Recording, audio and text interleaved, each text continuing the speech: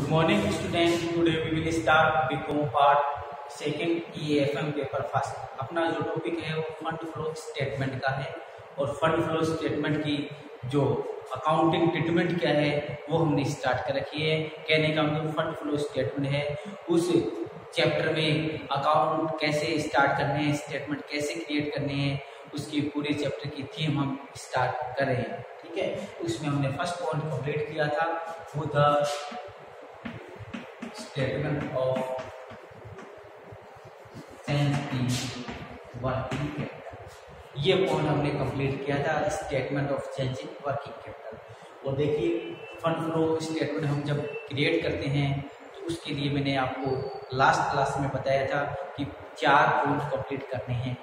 First statement of change in working capital, then account create करने हैं fix assets के, outside liabilities के, share capital के account create करने हैं, उसके बाद एडजस्टेड पीएनएल अकाउंट क्रिएट करना है, लास्ट में फंड फ्लो स्टेटमेंट तैयार करना है। तो देखिए statement of change in working capital है, इसमें आप जो काम करोगे current assets and current liabilities, ये जो है वो आप कंप्लीट करोगे। ठीक है, अपने पास जो बैलेंस शीट गिवन होगी, बैलेंस उसमें प्रत्येक पॉइंट पर अपने को एनालिसिस करनी है। ये विशेषकर ध्यान रखने वाली बात है। देखिए फंड फ्लो स्टेटमेंट आप सेकेंडरी में भी है, एमकॉम करते हो या इससे रिलेटेड और कोर्स करते हो तो उसमें फंड फ्लो स्टेटमेंट आता ही, और इसलिए थोड़ा सा उसका कंसेप्ट क्लियर जिसके होगा वो ही उसको सही कर पाता है, अन्यथा क्योंकि स्टेप बाय स्टेप अपने को चलना होता है और वो लास्ट में जाके statement of change in working capital के बाद अकाउंट बन के, उसके बाद एडजस्टेड पीएनएल, उसके बाद फंड फ्लो स्टेटमेंट क्रिएट किया जाता है। तो लास्ट में आपको मैंने बताया था कि fund flow statement like balance sheet होता है, तो सोर्स और एप्लीकेशन का टोटल इक्वल आता है तो सही है, अन्यथा गलत है, फिर स्टार्टिंग से उसको हमें चेक करना होता है।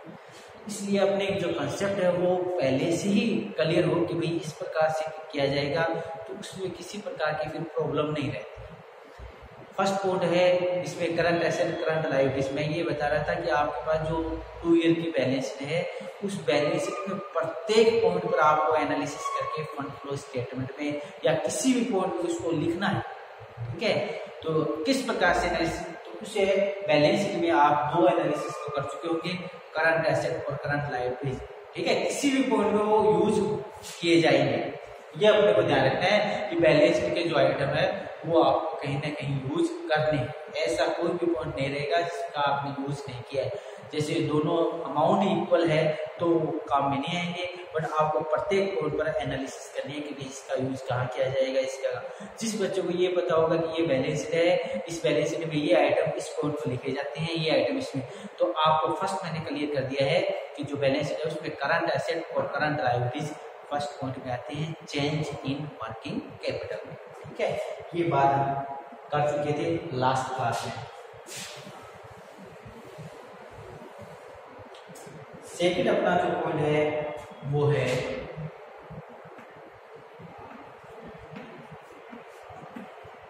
फिक्स्ड एसेट्स और आउटसाइड लायबिलिटीज और शेयर कैपिटल अकाउंट क्रिएट करना। कहने का मतलब अकाउंट क्रिएट करने का काम। ठीक है, तो आई थिंक अकाउंट तो आपको आते हैं, जैसे कि आपको कहे कैश अकाउंट बनाइए, बैंक का अकाउंट बनाइए, मशीन का अकाउंट बनाइए, डेप्रिसिएशन का अकाउंट बनाइए, इनकम टैक्स का अकाउंट बनाइए। तो ये अकाउंट तो 11th-12th में जो आप काम करते हैं ना वो ही है, इसमें कोई मेरे को अलग से कुछ एक्सप्लेन नहीं करना है कि सेकेंडरी में बेटा अकाउंट इस प्रकार से चेंज हो जाते हैं। अकाउंट वैसे क्रिएट किए जाते हैं जैसे फिक्स एसेट में, जैसे बिल्डिंग का अकाउंट है, ये मशीन का अकाउंट है, तो मैं उसको ऐसे लिख देता हूँ फिक्स एसेट्स अकाउंट। मैं ओनली आपको क्या कर रहा हूँ, रिमाइंड करवा रहा हूँ। मैं पहले ही बता चुका हूँ कि अकाउंट क्रिएट करने आपको आते हैं 11th-12th में, आपने काफी अकाउंट बिल्डिंग का, मशीन का, ये सभी अकाउंट नहीं आते क्या आपको, वही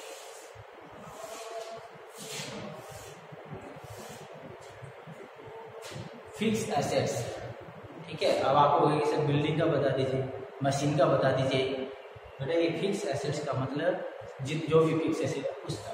अब आपको पूछे कि फिक्स एसेट्स का ओपनिंग बैलेंस डीआर होता है या सीआर होता है। ठीक है, क्लास लगी होती तो आप कुछ बच्चे बोलते डीआर होगा, कुछ बोलते सीआर होगा। तो डीआर होता है सीआर, तो इसका अपने को अब याद रखना है। अब अपने को डीआर सीआर तुक्के वाली बातें नहीं करनी है। बैलेंस शीट में एसेट साइड में जो भी आइटम है उसका ओपनिंग बैलेंस डीआर होता है। उसका ओपनिंग बैलेंस क्या होता है? डीआर होता है।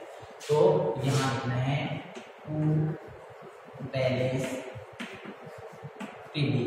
कहने का मतलब उस एसेट का जिसका आप अकाउंट बना रहे हो उसका अपनी बैलेंस शीट में आपके पास लास्ट ईयर की बैलेंस शीट होगी और करंट ईयर की बैलेंस शीट होगी। तो लास्ट ईयर का है जो क्लोजिंग होता है, नेक्स्ट का क्या होता है? ओपनिंग। तो लास्ट ईयर का क्लोजिंग हो देख लेना, इसका ओपनिंग होगा।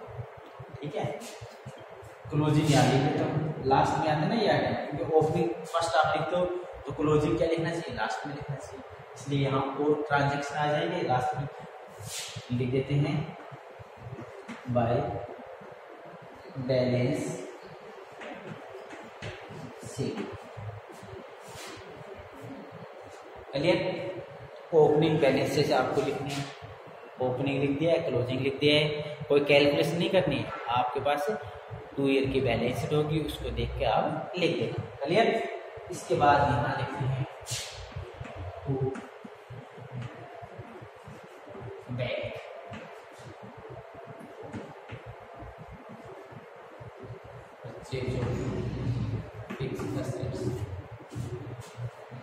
कोई भी फिक्स एसेट्स परचेज करते हो टू में लिख देना to bank. Purchase of fix asset, ये आपको जानकारी के लिए मैंने लिखा है कि जब परचेज करते हैं तो डीआर में लिखा जाता है टू बैंक के नाम से, टू बैंक। ठीक है, जैसे मशीन परचेज की मशीन क्या एंट्री होगी? Machine account DR to bank, ये होती ना, पोस्टिंग कर दीजिए, पोस्टिंग। ठीक है, एंट्री से पोस्टिंग करते हो। 11th में ये जानकारी आपने ली थी। ठीक है, तो ये टू बैंक। क्लियर? इसी प्रकार से आपको और क्या लिखना है यहाँ पर? इधर अपन लिख देते हैं by bank sold by depreciation.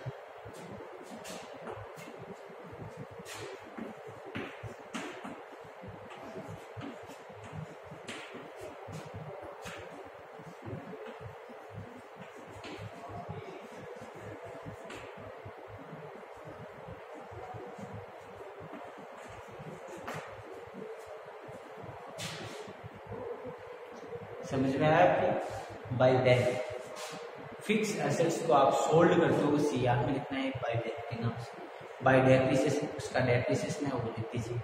Bye PNL, आपको उस फिक्स एसेट जिसको आप सोल्ड कर रहे हो उससे यदि लॉस होता है तो वहां लिख दीजिए। प्रॉफिट हो तो यहाँ लिखना to PNL, profit on sold off fix assets, profit on sold off fix assets, ये लिख देंगे। ठीक है, ये लिखने के बाद आपको अकाउंट को क्लोज कर देना है। डीआर सीआर लिख दिया आपने, ये इक्वल है। ठीक है, ये सभी ट्रांजैक्शन आपको प्रत्येक क्वेश्चन में नहीं लिखने, आपको एक ट्रांजैक्शन है तो देखिए इधर अंदर आएगा टू बैंक लिख देना, परचेज का ट्रांजैक्शन बनेगा। इधर अंदर आएगा बाय बैंक लिख देना, सोल्ड का ट्रांजैक्शन बनेगा। ठीक है, परचेज करते हैं तो कैश क्या होता है? आप पेमेंट करते हो तो फंड कम होती है, सोल्ड करते हो फंड क्या होते हैं? इंक्रीज होती है। सोल्ड किया, पैसे आपके पास आए तो फंड इंक्रीज हो गया। ठीक है, पेमेंट किया, फंड डिक्रीज हो गया।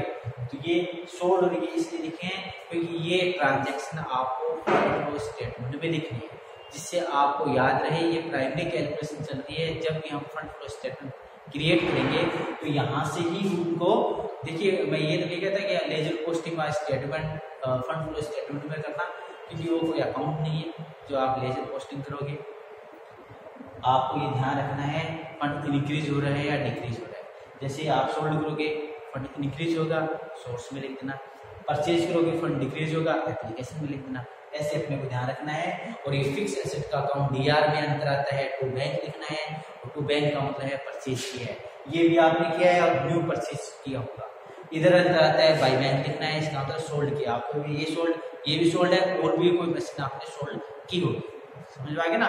तो नॉर्मली क्वेश्चन में आपको डीआर में अंतर आए तो आपको टू बैंक लिखना है, ब्रैकेट में जानकारी के लिए लिख देना परचेज, और सीआर में आप अंतर आए बाई बैंक लिख देना। कभी कभी आपको बाय डेप्रिसिएशन भी लिखना होगा। यदि डेप्रिसिएशन नहीं दे रखा है तो फर्स्ट हम डेप्रिसिएशन चार्ज करते हैं, देन बैंक लिखते हैं। क्लियर। तो इस प्रकार से अपने को ध्यान रखना है। और इस अकाउंट से ट्रांजैक्शन कहाँ जाएंगे, फंड फ्लो स्टेटमेंट में जाएंगे। ठीक है। डीआर में जो ट्रांजैक्शन है इससे फंड क्या होता है, डिक्रीज होता है। परचेज किया है तो पैसे जाएंगे, इसलिए आपका फंड डिक्रीज होता है। तो एप्लीकेशन साइड में आपको लिखना है। और सीआर साइड में बैंक वाला लिखा है सोल्ड है, इससे फंड क्या होता है, इंक्रीज होता है, क्योंकि पैसे आएंगे। फिक्स एसेट आप सोल्ड करोगे तो इससे पैसे आएंगे तो आपको क्या लिखना है, इसको सोर्स में लिखना है कि ये पैसे आए कहाँ से। आपको बताना है कि फिक्स एसेट सोल्ड की है उससे आए। इस प्रकार से आपको ये फिक्स एसेट्स का अकाउंट क्रिएट करना है प्रत्येक क्वेश्चन में। फर्स्ट क्वेश्चन हो, सेकंड हो, एंड वाला हो, फिक्स एसेट्स का अकाउंट ऐसे ही क्रिएट किया जाता है, इसमें कोई चेंजेस नहीं है। तो आपको याद नहीं है तो इसको आप नोट कर लीजिए, फिर आगे बढ़ते हैं।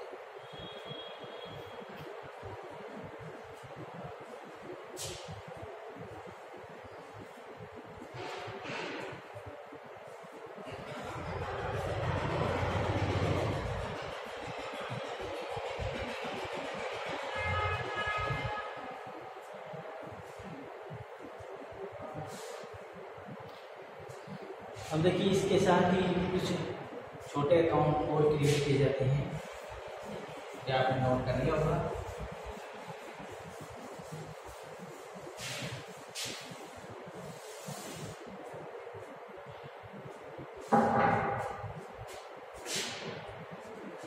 जैसे डेप्रिसिएशन का है तो डेप्रिसिएशन का एक अकाउंट बनता है, प्रोविजन फॉर टैक्स सेविंग का बनता है। तो जैसे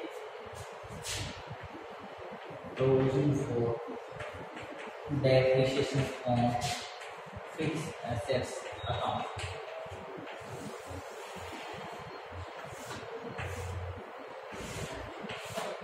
नेक्स्ट अकाउंट ये क्या है, provision for depreciation on fix assets account. ठीक है, ये देखो डेप्रिसिएशन है, इसको पोस्टिंग करते हैं टू फिक्स एसेट्स अकाउंट। ये ट्रांजेक्शन ध्यान देंगे। ठीक है, इसके बाद अपने को क्या करना है, तो डेप्रिसिएशन है तो उसके लिए अपने को करना है। तो ये देखो पहले तो अपने को पोस्टिंग करनी है, फिर डेप्रिसिएशन का ओपनिंग क्लोजिंग आपके पास है तो वो लिख देना है। ठीक है, डेप्रिसिएशन का आपके पास ओपनिंग क्लोजिंग बैलेंस गिवन है तो ओपनिंग यहाँ लिखना बैलेंस डीडी और क्लोजिंग यहाँ लिखना बैलेंस सीडी। वीडी यहाँ लिख देना, बैलेंस सीडी यहाँ लिख देना, और फिर लास्ट में अकाउंट को बंद कर देना by P and L. P and L से इसको क्या करना है, आपको क्लोज करना है। समझ आ गया। पोस्टिंग की ओपनिंग बैलेंस सीआर में लिख देना, क्योंकि क्रेडिट जो लाइबिलिटी साइड है उसका जो बैलेंस होता है वो क्रेडिट सीआर का बैलेंस होता है, इसलिए by balance BD to balance CD. और फिर इस अकाउंट को क्लोज करने के लिए आपको यूज करना है बाय पी एंड एल। और फिर पी एंड एल का मतलब है current year depreciation. By P and L जो आएगा ना, ये क्या होगा, current year depreciation. Current year का डेप्रिसिएशन ये करेक्ट आपको बताएगा। ठीक है, इसी प्रकार से आप प्रोविजन फॉर टैक्सेशन कर सकते हो, ओपनिंग क्लोजिंग। ठीक है, टू बैंक और पी एंड एल से बंद करना। टू बैंक पेमेंट जो किया है वो टू बैंक लिख देना, ओपनिंग क्लोजिंग ऐसे आएंगे और पी एंड एल से बंद करना। ठीक है, इसको नोट कर लीजिए। प्रोविजन फॉर टैक्सेशन अकाउंट और इसी तरीके से क्रिएट करिए, फिर ये नोट करिए।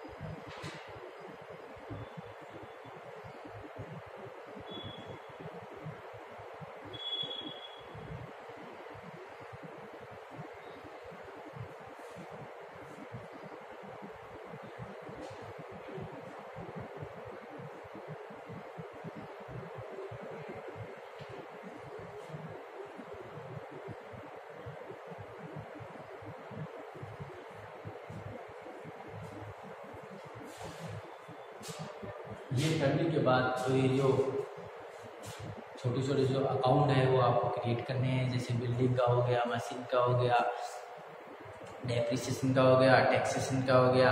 तो ये जो अकाउंट आपको दे तो आप क्रिएट करेंगे। अब आपको क्वेश्चन में वो ये नहीं बताएगा कि आप ये अकाउंट क्रिएट करिए, तो आपको कैसी जानकारी मिलेगी कि अकाउंट क्रिएट करना है, कौन सा अकाउंट क्रिएट करना है, कौन सा। तो बैलेंस शीट के नीचे जो नीचे इन्फॉर्मेशन दी जाती है, उस इन्फॉर्मेशन की हेल्प से ये जानकारी मिलती है कि कौन से अकाउंट क्रिएट करनी है।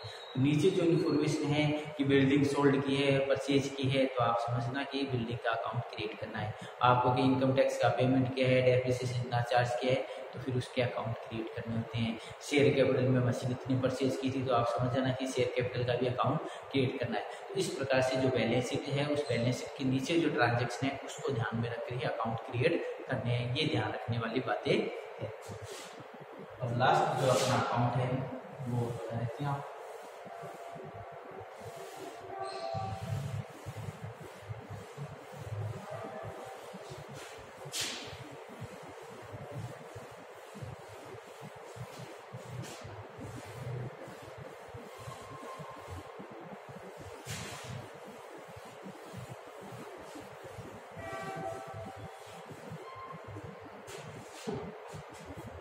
लास्ट ये सभी अकाउंट बनाने के बाद आपको लास्ट अकाउंट बनाना है, उसका नाम है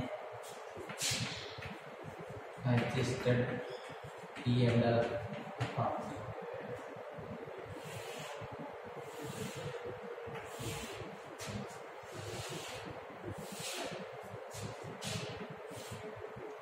रजिस्टर्ड P&L अकाउंट। तो रजिस्टर्ड P&L अकाउंट में फर्स्ट तो अपने को यहाँ ओपनिंग बैलेंस लिखना है बाय बैलेंस डेली। P&L का ओपनिंग क्लोजिंग आपको बैलेंस शीट में मिलेगा, वहाँ लिखना है। और यहाँ लिख देना है to balance sheet. Opening closing तो अपने को बैलेंस शीट में मिलेंगे, वहाँ से लिखने हैं। फिर यहाँ पर क्या क्या लिखने हैं, तो यहाँ के लिए जैसे गुडविल राइट ऑफ की है, तो यहाँ लिखना गुडविल, ठीक है। ओपनिंग क्लोजिंग लिख देना। इसके बाद डेप्रिसिएशन चार्ज के है, तो डेप्रिसिएशन लिख देना, करंट का कितना है वो लिख देना, ठीक है। डिविडेंड कितना पेमेंट करोगे वो चार्ज कर देना, इंटरेस्ट कितना पेमेंट करोगे चार्ज कर देना, ठीक है। Premium on redemption of preference shares, underwriting commission, general reserve में कितना ट्रांसफर किया वो लिख देना। इस प्रकार से काफी आइटम है जो नॉन ट्रेड है, उनको अपने को यहाँ क्लियर। ये करने के बाद यहाँ लिखना है बाय फंड फ्रॉम ऑपरेशन, ये आपका आंसर आएगा।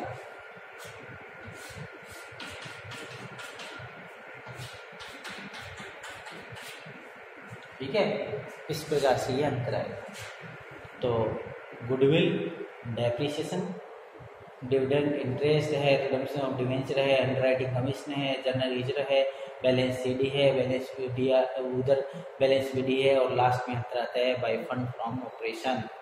ये अंतर आएगा वो अपने को लिखना है। तो ये सभी आप ये पहले नोट करिए, उसके बाद बात करते हैं।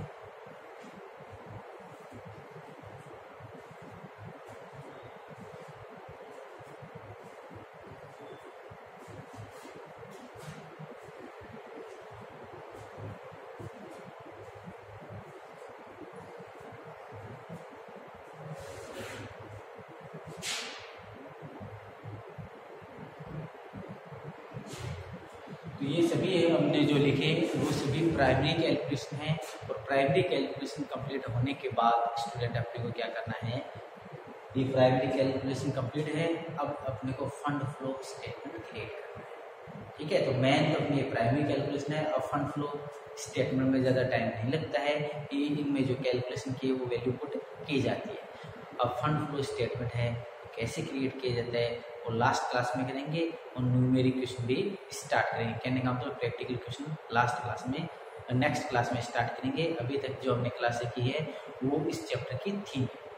तो नेक्स्ट क्लास में हम स्टार्ट करेंगे प्रैक्टिकल क्वेश्चन और स्टेटमेंट, फंड फ्लो स्टेटमेंट का फॉर्मेट। थैंक्स।